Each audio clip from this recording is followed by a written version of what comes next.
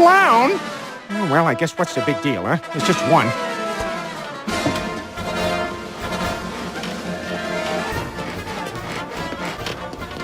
Oh, I was quite sure it was just one from the size of the cat. If it's Bozo the Clown, and he's a Democrat, I'll take him over Trump. I think it was a difficult and chaotic and frustrating debate, which is about where we are in terms of the Democratic primary process to begin with.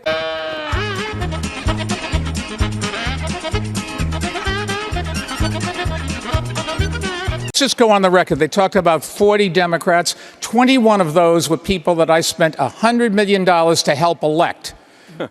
All of the new Democrats that came in, put Nancy Pelosi in charge, and gave the Congress the ability to control this president, I got them. Given nobody pays attention to the clock, I'm surprised they show up, because I would have thought after I did such a good job in beating them last week that they'd be a little bit afraid to do that. At least I didn't have a boss who said to me, kill it. The way that Mayor Bloomberg never alleged said that. to have said to one of his pregnant employees. People want a chance to hear. People want a chance to hear from the women who I never said that. And that's why Russia is helping you get elected, so you'll lose to him. Elect Bernie. Bernie will lose to Donald Trump, and Donald Trump and the House and the Senate and some of the state houses will all go red. What I said is what Barack Obama said in terms of Cuba, that Cuba made progress on education. Yes, I think, really? Senator Sanders, the cost of your agenda. Obviously, tonight we're going to hear some phony numbers. Yesterday, you released information about how you will pay for your major proposals, but not all of your details are clear. You proposed more than $50 trillion in new spending. 1 minute. Man's practicing fuzzy math again. You've said Medicare for all will cost $30 trillion. But you can only explain how you'll pay for just about half of that. Can you do the math for the rest of us? With all this Washington fuzzy math.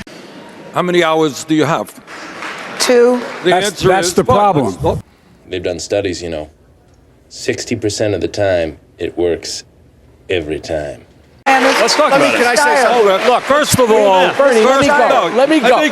Tom, I think she was talking about my plan, not yours. I think we were talking about math, and it doesn't take 2 hours to do the math. Because let's talk about what it adds up to. I can't let the man continue with fuzzy math. Let's talk about math indeed. Okay, so here's the math. That doesn't make sense. Oh, here's the math. Excuse me, can I respond to doing nothing is what will happen. Senator Sanders, you're allowed a quick response, and then we would like to allow the other candidates. Moderator, guys. Senator Sanders. Moderator, is it my turn? Man's practicing fuzzy math again. Do we think health care for all, Pete, is some kind of radical communist idea? Do we think raising the minimum wage to a living wage? Do we think building the millions of units of affordable housing that we need? Do we think raising taxes on billionaires is a radical idea? Let's talk about what's radical about that plan. Reform is a radical idea. The things you just named we think immigration reform. The truth is, named are the things we that the favor American. But my friend to my right and others have, in fact, also given to the gun manufacturers absolute immunity. Imagine if I stood here and said we give immunity to drug companies, we give immunity to tobacco companies.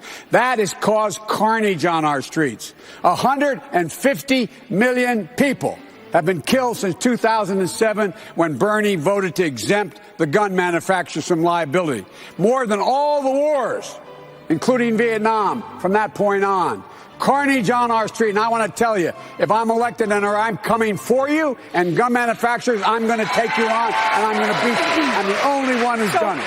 We've got to deal with the institutional racism. Vice President. Mr. Vice President. I know how you cut me off all the time, but I'm not going to be quiet anymore. The fact of the matter is, but I get to answer that. I get to answer that. Look, the fact is, here's the deal. I'm not out of time. You spoke over time, and I'm going to talk. Here's the deal.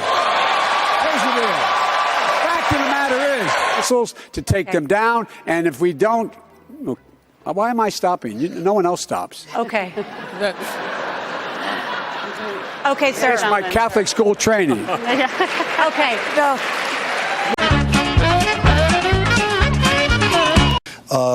This debate will forever be known as the naked cowboy debate. As mayor of New York, you declared war on obesity. You banned trans fats from restaurants, and you tried to do the same with large sugary drinks. So if you become president, will you push those policies on the national level as well? Well, I think what's right for New York City isn't necessarily right for all the other cities. Otherwise, you'd have a naked cowboy in every city. I guess. Can you explain to the viewers? Yeah. Well, they have no idea. Thank you. They have no idea. Mike Bloomberg did a joke. This is why I hate writing with a large group. Everybody has their own little opinions, and it all gets homogenized, and you lose the whole edge of it. I'm going with jerk store. Jerk store is the line. Jerk store. About the naked cowboy, which is a character that you'll see wandering around Times Square. And as a service to the viewers, I retweeted a picture of the naked cowboy. Thank you. So you can all go Can we emphasize, because some kids are still up, he's wearing... He does have underpants. Underwear. Tidy whities. It actually says naked cowboy on the other. But this was Mike Bloomberg's attempt at a joke. There are no jerk stores. It's just a little confusing is all. It's smart. It's a smart line, and a smart crowd will appreciate it. And I'm not going to dumb it down for some bonehead mass audience. There were several flat deliveries of jokes by Mike Bloomberg. Some of them were obviously scripted, and so part of the homework for reviving this candidacy within the debate was going to be, let's use that New York humor that absolutely did not work. Well, the jerk store called. They're running out of you. What's the difference? You're their all-time bestseller.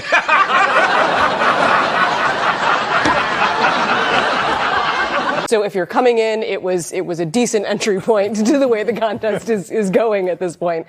I think if you think CBS intentionally was modeling it. It was meta.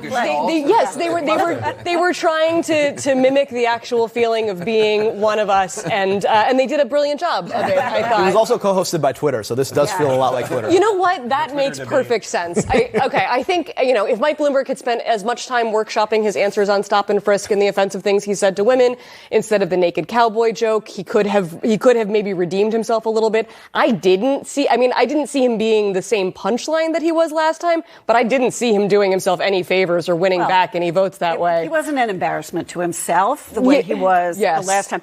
He was a different kind of embarrassment. Hello? Peter, where the hell are you? You gotta get down to the clam, man. There's like 60 clowns in here. I can't. I gotta watch Stewie. Peter, they threw what I thought was a bucket of water on me, but it turns out it was just a bunch of confetti. Oh, man, I gotta get over there.